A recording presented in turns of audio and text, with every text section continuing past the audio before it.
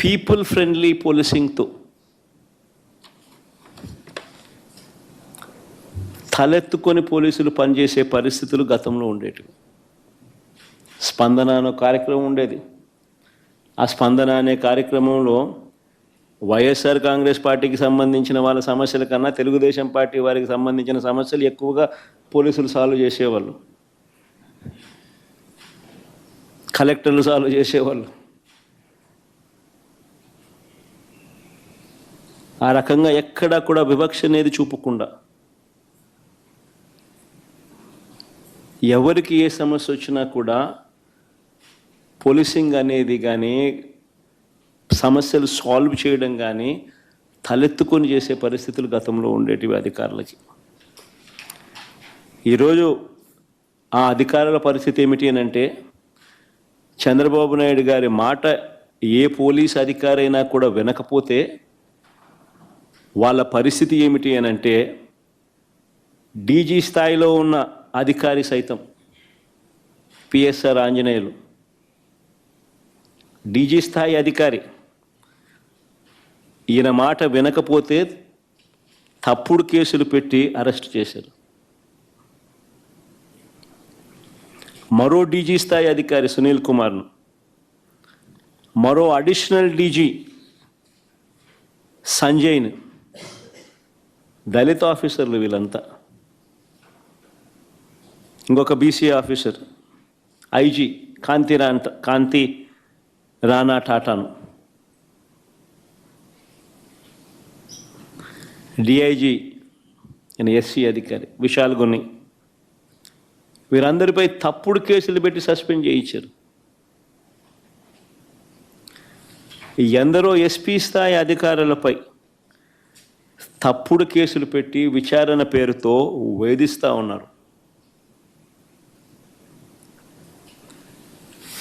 వీరు కాక నలుగురు నాన్ క్యాడర్ ఎస్పీలు, ఒక కమాండెంట్ స్థాయి అధికారి, 22 మంది అడిషనల్ ఎస్పీలు, 55 మంది డిఎస్పీలకు పోస్టింగులు లేవు. మరో 6 డిఎస్పీలు, 3 అడిషనల్ కమాండెంట్లు, 2 అసిస్టెంట్ కమాండెంట్లు కూడా హెడ్ క్వార్టర్లో రిపోర్టింగ్ చేయిస్తూ ఉన్నారు.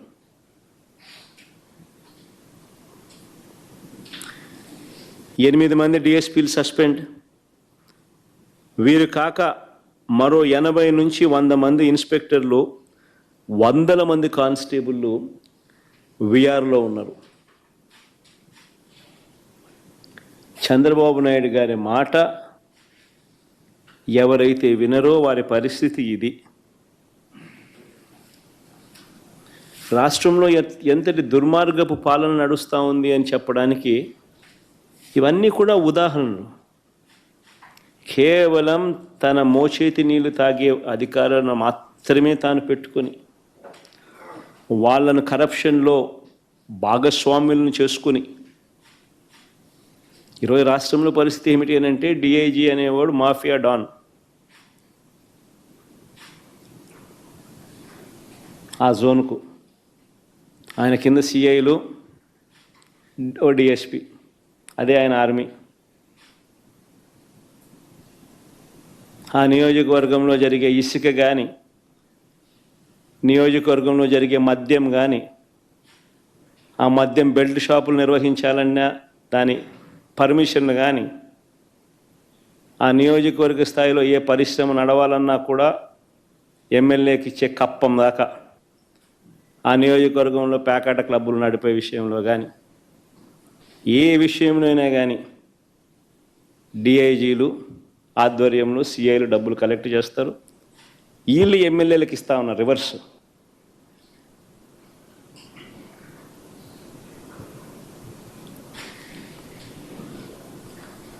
సగం వీళ్ళకి ఇస్తూ ఉన్నారు, సగం పైకి పెద్దబాబుకు చిన్నబాబుకు తీసుకొని పోతూ ఉన్నారు.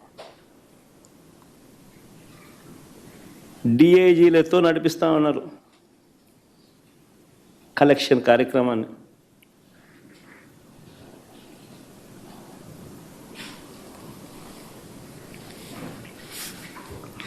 ఇవన్నీ చూసి భరించలేక కొంతమంది ఐపీఎస్ అధికారులు ఈ మధ్యకాలంలోనే చూసాం Siddharth Kaushal young IPS officer రాజీనామాలు చేసి వెళ్ళిపోతున్నారు వీఆర్ఎస్లు తీసుకొని. ఎందుకంటే ఆయన ఢిల్లీకి పోవడానికి రిలీవ్ చేయడు, ఎన్ఓసి ఇవ్వడు. సో ఇక్కడే ఉండి ఈయనతో వేధింపులు ఎందుకు అని చెప్పి ఏకంగా రాజీనామాలు చేసి వెళ్ళిపోతున్నారు వీఆర్ఎస్లు తీసుకుని.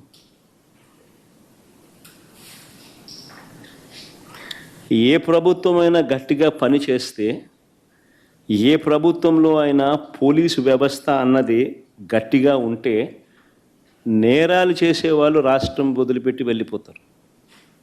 కానీ ఇక్కడ మాత్రం మన రాష్ట్రంలో పోలీసులు రాష్ట్రాన్ని వదిలిపెట్టి వెళ్ళిపోతున్నారు, మంచి ఆఫీసర్లు.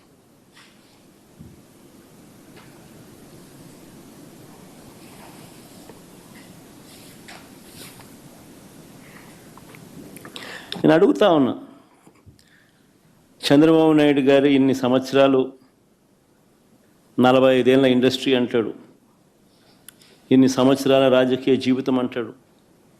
నేను అడుగుతా ఉన్నా, చంద్రబాబు నాయుడు గారికి రాజకీయ పార్టీకి మౌలికంగా ఉన్న హక్కులు ఏమిటో చంద్రబాబు నాయుడు గారికి తెలియదా అని అడుగుతా ఉన్నా.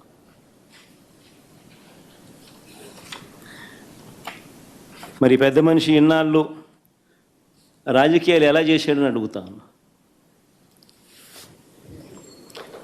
మీటింగులు పెట్టుకోవడము, ప్రజల దగ్గరకు వెళ్ళడము, ప్రజలను చైతన్యవంతులను చేయడము, ఇవన్నీ రాజకీయ పార్టీలకు ఉన్న హక్కులు కావా అని అడుగుతా ఉన్నా. ప్రభుత్వం ఏదైనా అన్యాయం చేసినా, ప్రభుత్వం వల్ల ఏదైనా నష్టం జరిగినా, ప్రభుత్వం ఏదైనా మోసం చేసినా ఆ ప్రభుత్వాన్ని ప్రశ్నించే హక్కు రాజకీయ పార్టీలకు లేదా అని అడుగుతా ఉన్నా.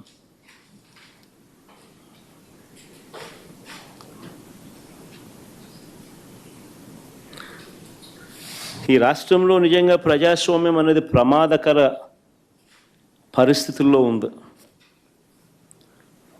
ఇది చెప్పడానికి నిన్నటి గుడివాడ ఘటనే ఒక కళ్ళ ఎదుట కనిపిస్తూ ఉన్న సాక్ష్యం. నిన్న గుడివాడలో అక్కడి స్థానిక జెడ్పీటీసీ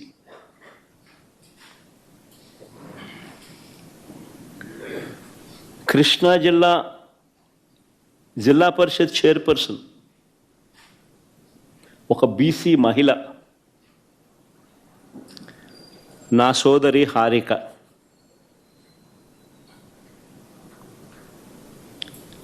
ఈ టీడీపీ సైకోలనాల్లో చంద్రబాబు నాయుడు గారి సేడిజంలో భాగస్థులైన సేడిస్టులనాల్లో కానీ ఈ టీడీపీ సైకోలు కర్రలతో రాళ్లతో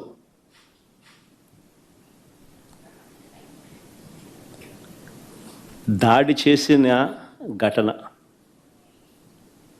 ఆమె చేసిన తప్పేమిటి అని అడుగుతా ఉన్నా. ఆమె చేసిన తప్పేమిటి అని అడుగుతా ఉన్నా. ఎందుకు ఆమె మీద దాడి చేశారు? ఎందుకు దుర్భాషలాడారు? ఎందుకు నోటుకొచ్చినట్టు అనరాని మాటలతో ఆమెను తిట్టారు అని అడుగుతా ఉన్నా.